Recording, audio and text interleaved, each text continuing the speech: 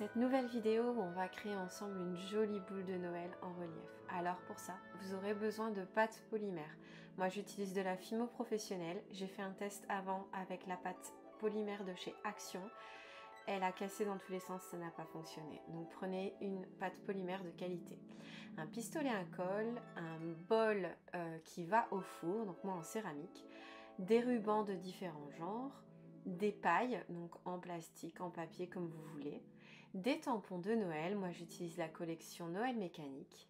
Vous aurez besoin d'imprimer une boule terrestre à composer soi-même, une machine à pâte ou un rouleau, du mixion relief ou du mixion normal par défaut et de la feuille d'or. Également, j'utiliserai des embellissements, du vernis, des distress, etc. Donc, je n'ai pas mis tout le matériel parce qu'après, ça dépend vraiment de vous, comment vous allez la décorer.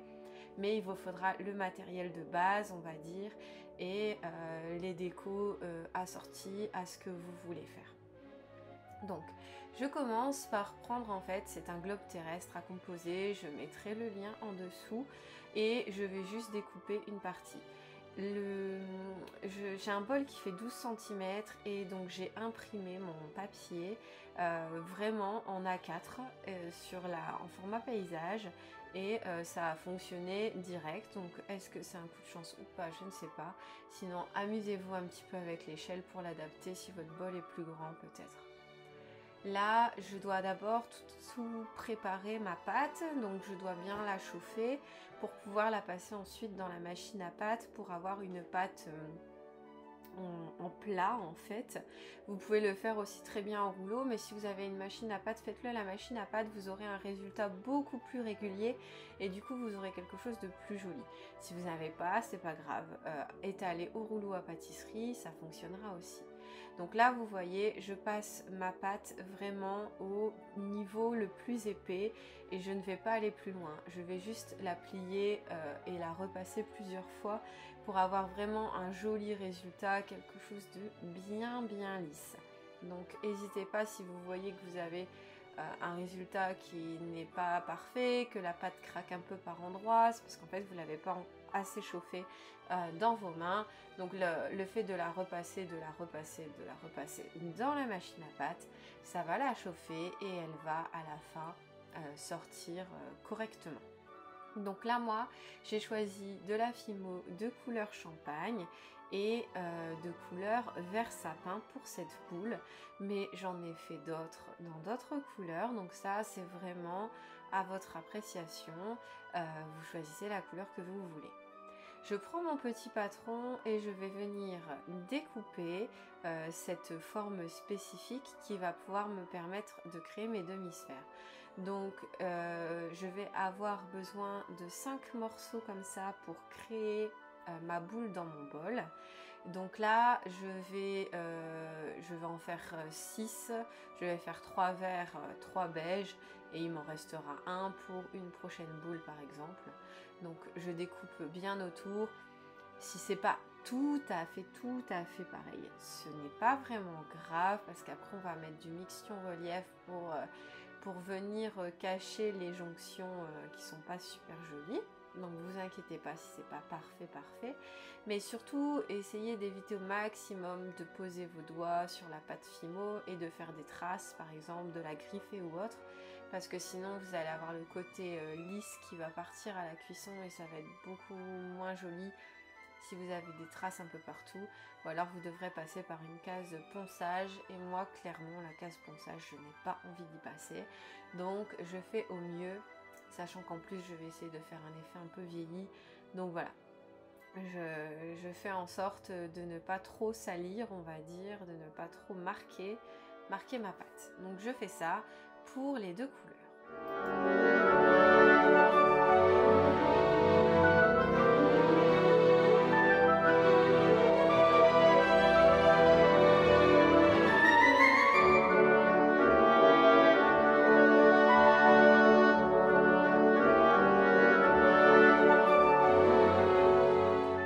Je vais prendre la pâte qui me reste donc d'une des deux couleurs. Donc là j'ai choisi le vert, mais ça aurait pu être l'autre couleur, hein. Ça va en fait être l'arrière de ma boule, donc la partie non visible, et ça va être ce que je vais mettre vraiment dans le fond du bol à la base pour venir ensuite créer ma boule.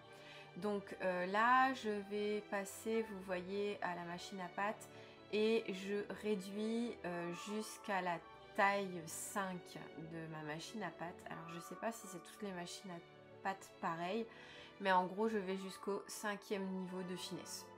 Voilà, comme ça selon votre machine, vous savez que vous pouvez aller jusqu'au 5e niveau de finesse si jamais il y en a, que le niveau le plus épais ça commence à 9, je sais pas. Moi ça va de 0 à 9, par le niveau le plus épais c'est 0, mais bon voilà. Donc j'obtiens voilà ce résultat d'une pâte assez fine.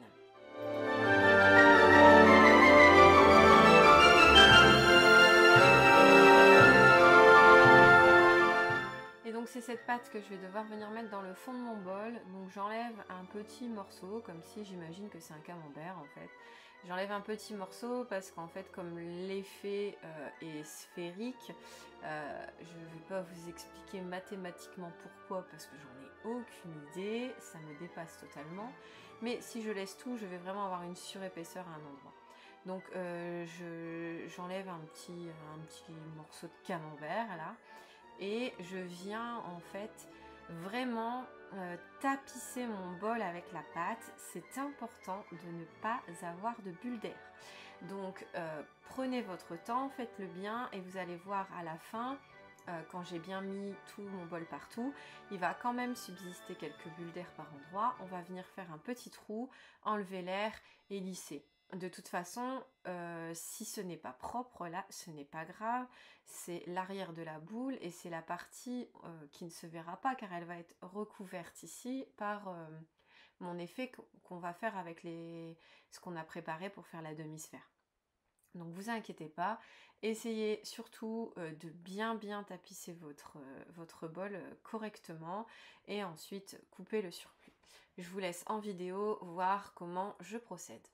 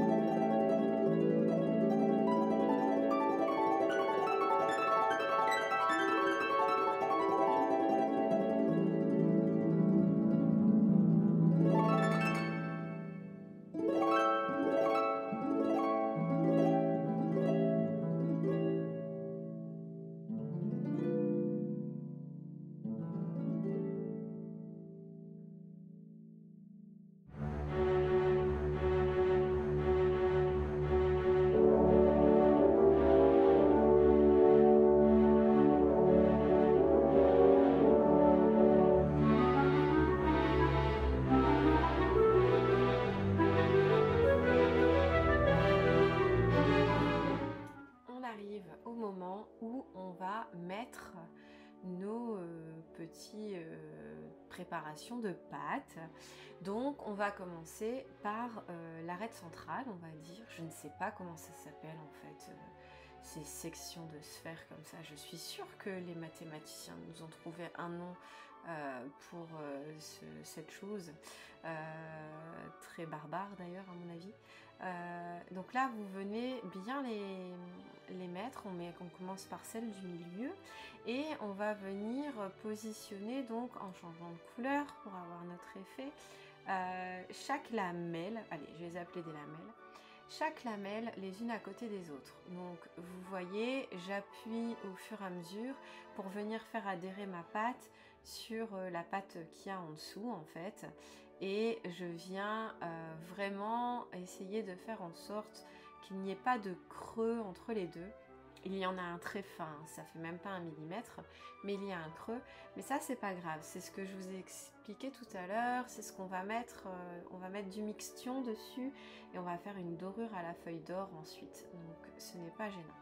Je vous laisse en vidéo pour que vous voyez le processus, pour faire toute la boule.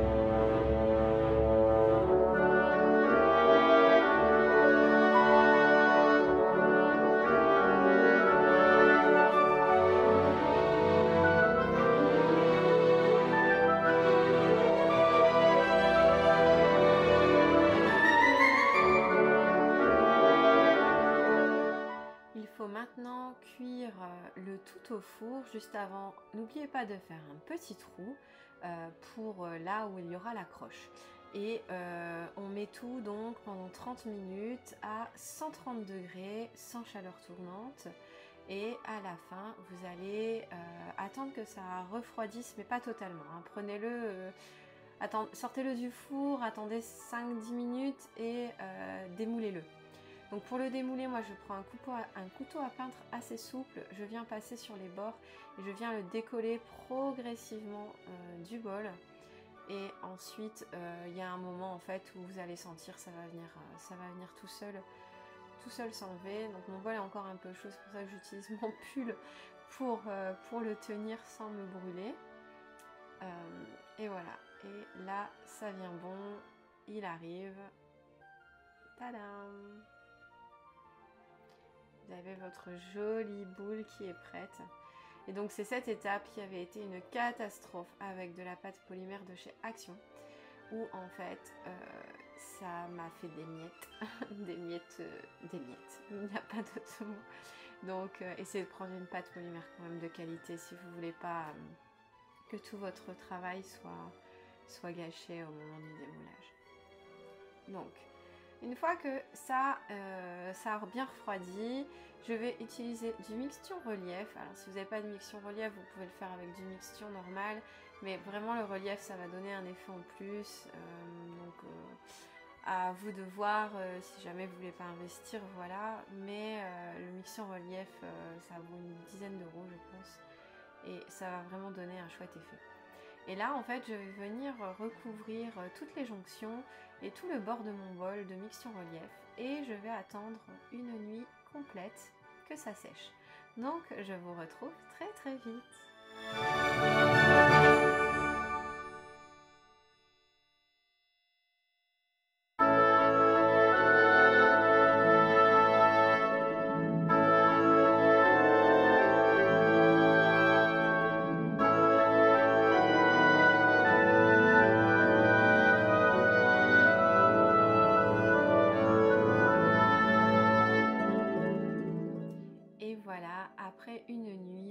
mixtion est bien sec, donc je vais pouvoir venir mettre ma feuille d'or.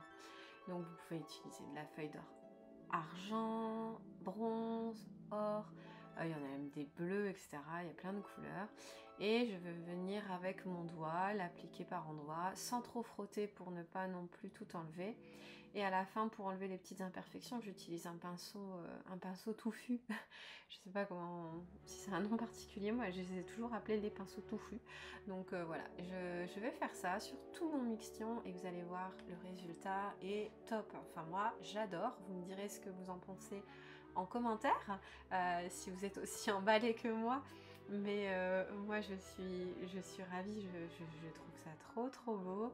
En plus là c'est les couleurs vraiment traditionnelles de Noël, ça me parle totalement, j'adore.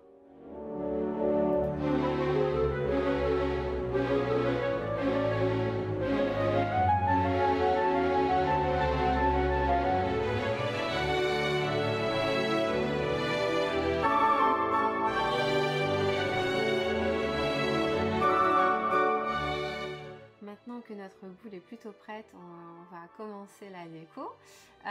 Donc je mesure son diamètre. Alors je sais que mon bol de base il fait 12 cm, mais forcément avec l'épaisseur de la pâte et tout on est un peu loin. Donc je prends un peu plus grand, je coupe ma paille. Donc là c'est une paille en plastique que j'ai trouvé comme ça à Jiffy. Et vous avez un petit support dessus ou avec un petit personnage. J'ai coupé le personnage et j'ai gardé le support, comme ça me fera un petit effet relief en plus où je viendrai coller mon tampon après. Donc là avec un marqueur je note mes 11 cm que j'ai mesuré, je coupe à la pince coupante et après je vais revenir à la pince coupante progressivement, enlever les millimètres qu'il y aurait en trop pour vraiment que ce soit adapté à ma boule. Je préfère couper plus grand et venir adapter au fur et à mesure que d'avoir coupé trop petit et d'avoir perdu un morceau de paille parce que je vais en faire quand même plusieurs de boules, donc je vais avoir besoin de toutes mes pailles. Donc voilà.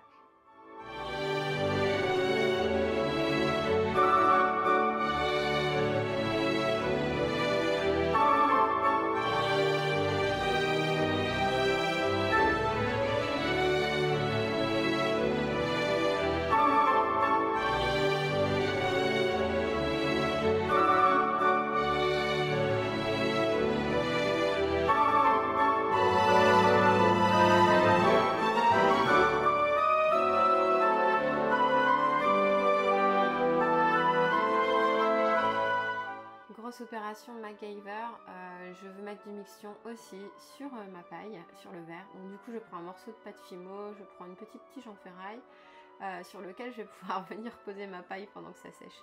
Et là je vais venir mettre du mixtion sur uniquement les parties vertes de ma paille. Donc à nouveau du mixtion relief. Désolée, j'ai un petit peu mal cadré à ce moment-là.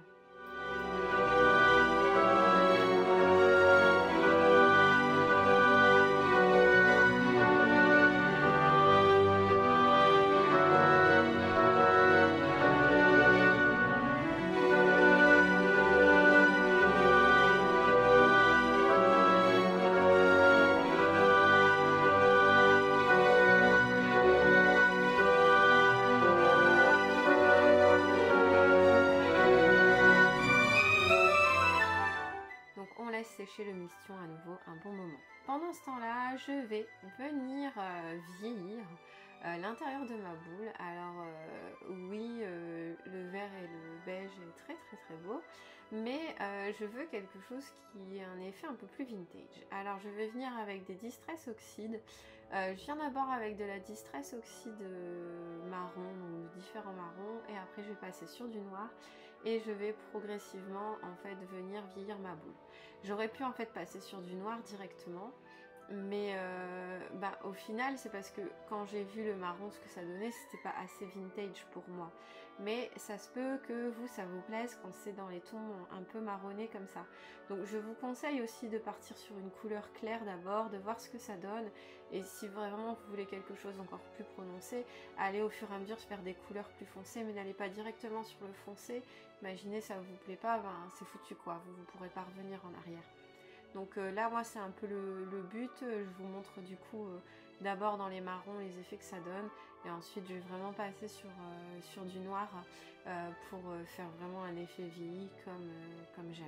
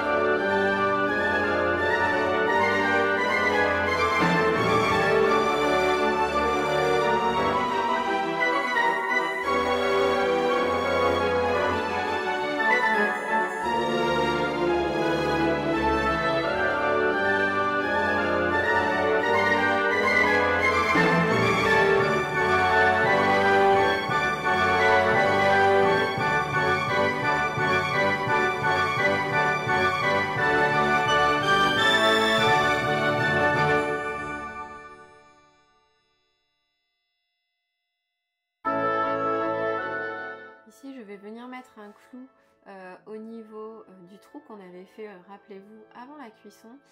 C'est ce qui va me servir d'accroche en fait pour ma boule, et je vais rajouter surtout une pointe de colle pour que le clou tienne bien et dure longtemps en fait. Je voudrais pas que la Fimo à cet endroit là à un moment par exemple fissure un petit peu et que le clou arrive à passer, et donc du coup je rajoute une bonne petite couche de colle. De toute façon ce sera caché par la paille qui viendra être collée ici. Je me rends compte aussi en manipulant la boule que le fond que j'ai fait un peu vieilli va partir un petit peu sur mes doigts, donc vous verrez un peu plus loin dans la vidéo, je vais recommencer mon fond et je vais le vernir.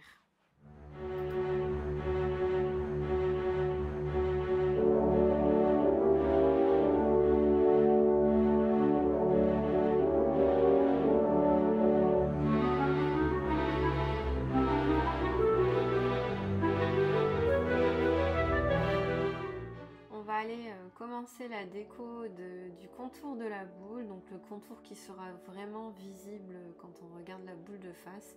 L'arrière de la boule, je ne le fais pas, vous pouvez le faire si vous voulez, moi ce n'est pas mon but, mais bien sûr c'est tout à fait possible de le faire. Et donc pour ça, je vais venir mettre plusieurs rubans et on va les coller au fur et à mesure au pistolet à colle autour de la boule.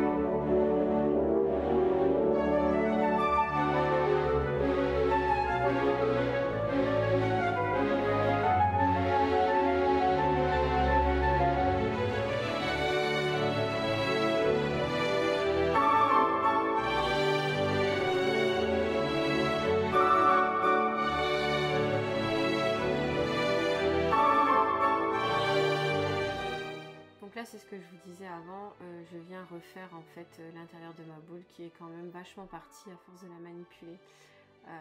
Donc je viens revieillir et je mets ensuite un vernis mat. Vous pouvez mettre un vernis brillant si vous voulez, moi je voulais un aspect mat pour que ça tienne. Et ensuite je n'ai plus de soucis.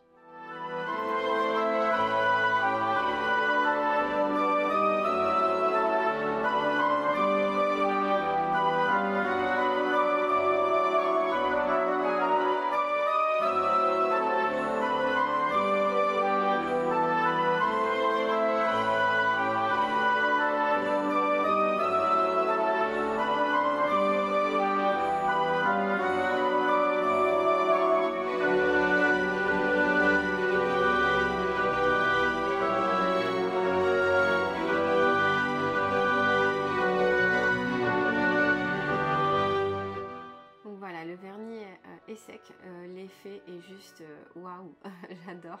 C'est vraiment vintage, je suis super contente du résultat, j'adore. Je vais choisir un tampon, donc je vais choisir le tampon casse-noisette de la collection Noël Mécanique, qui ne veut pas tenir dans mes mains d'ailleurs à ce moment-là. Et je regarde qu'il passe bien à l'intérieur, et donc là c'est parfait. Je vais le faire à la Memento sur du papier exprès pour les feutres à alcool, car je vais faire une colorisation au feutre à alcool, et je vous mets cette colorisation tout de suite en accéléré, car je sais que beaucoup me demandent comment je colorise. Donc c'est le moment ou jamais de regarder un petit peu mon procédé pour coloriser, sachant qu'à la fin j'ajoute également des Posca.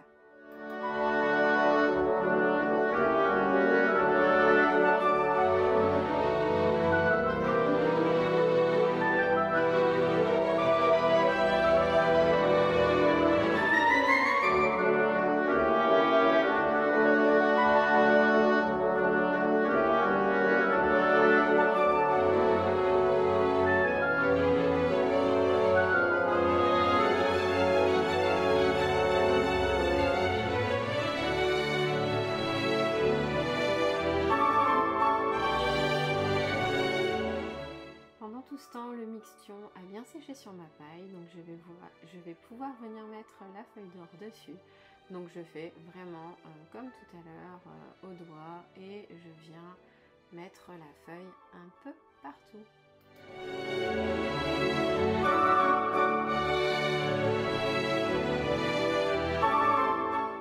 Il ne reste plus qu'à venir coller ma paille, mais il ne faut pas que j'oublie de mettre le petit élément. Alors je rappelle, c'est facultatif, mais moi ça va me permettre d'avoir une petite profondeur en plus.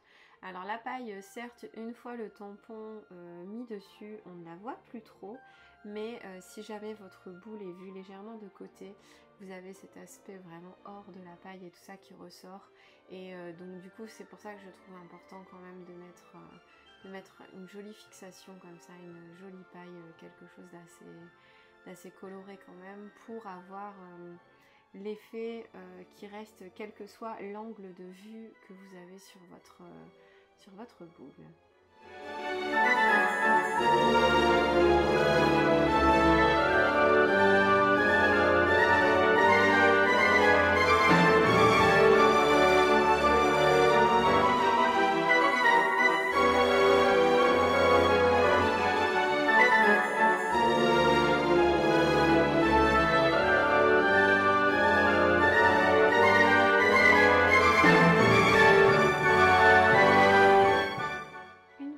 Petit tampon casse-noisette collé, place vraiment à la déco pure et dure. Donc là j'utilise vraiment tout ce que j'ai dans mes placards, etc. pour faire la déco. J'ai ces jolis petits champignons qui sont destinés à être mis sur des bûches, normalement plantés sur des bûches. J'utilise de la mousse, j'utilise des petits bouts de bois, voilà. Je colle vraiment tout au pistolet à colle pour que ça dure vraiment longtemps dans le temps. Et là c'est vraiment libre à vous de faire votre petite scénette. On aurait même pu imaginer faire d'autres trous avant la cuisson pour venir suspendre des choses en hauteur, ça peut être très joli. Je pense que la prochaine je vais ajouter ça. Et là j'utilise la technique de la fourchette pour faire un petit nœud, et je vais le mettre vraiment, voilà, au-dessus. Ça va cacher un petit peu le petit zigouigoui que je fais, sur lequel je vais mettre à nouveau le même ruban pour tout simplement suspendre ma boule. Et voilà, cette vidéo se termine. J'espère que cet embellissement pour déco de Noël vous a plu. Moi j'adore, je vais en faire plein d'autres. Et surtout si vous le faites, montrez-moi, je serai ravie de voir. Et dites-moi en commentaire si vous allez la faire, si vous l'avez fait et si ça vous a plu. Ciao ciao!